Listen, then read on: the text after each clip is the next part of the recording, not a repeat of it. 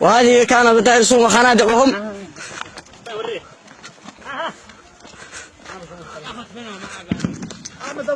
هنا كانوا يختبئون كالفئران. هذه ملزمات الثقافة القرآنية تاريخ 4/8/2002 اليمن صعدة. هذه بعض الملازم التي يغرر بها الشباب ويدفعوا بهم إلى جبهات القتال. الله أكبر. الله أكبر. هذه يستخدمونها في وهذا خبز. هذا خبزهم. هذا خبزهم. جحال يعسكرون الأطفال ويدوا لهم بسكويت من حق الجحال. بحمد الله وفضله في هذا اليوم 2 إبريل تم دحر ميليشيات من هذه المواقع، وهذه مدينة ميديم هنا. الله والشهادة ندخل صنعاء قريب. الحمد. هذه كانت قاعدة لهم لإحدى أعيرتهم النارية.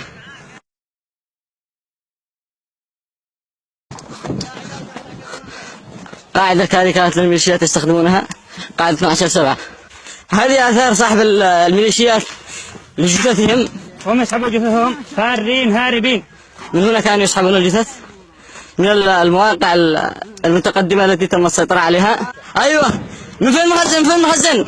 مخزن ملقات حق الميليشيات الحوثي والمخلوع الذين كانوا مسيطرين على هؤلاء المواقع، وتم دحرهم بفضل الله، والجيش الوطني تم دحرهم إلى خلف المدينة، ونحن الآن مسيطرين على الزبل وعلى المدينة وماسكين فيها أخواننا، وتم دحرهم من هؤلاء التبات. هذه أيضا بعض من متارس الميليشيات التي كانوا يختبئون فيها. هنا كانوا. من هنا مر الجيش الوطني وداس على أنوف هؤلاء الميليشيات. سنحاول أن نقوم بجولة عامة على بعض المواقع التي سيطرنا عليها في هذا اليوم 2 إبريل يوم الأحد. هنا كانت الميليشيات. هذه قذائرهم الذي تركوها وفروا كالجرذان. بيستخدموها هذه الحبوب حق منع الحمل، يعني بيستخدمونها يعني للنزيف، ما بينزفوش الدم. يعني عندما يعني يقع فيهم أي شيء ولا شيء يعني ما بينزف دم، يعني يقص على الحمير.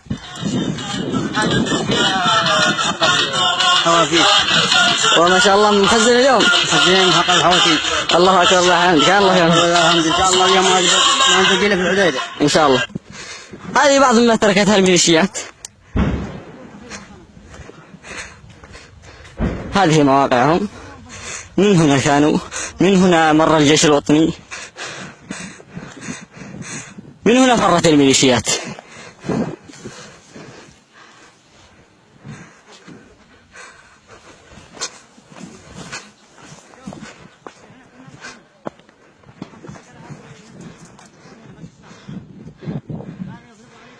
وهذه إحدى الجثث.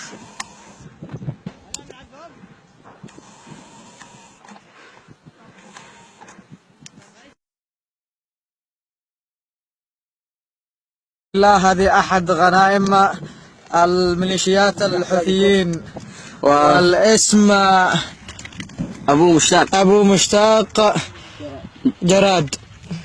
والله محروقة عليك أبو مشتاق. وهذه أسامي الميليشيات. في أحد الجعب محمد عوض،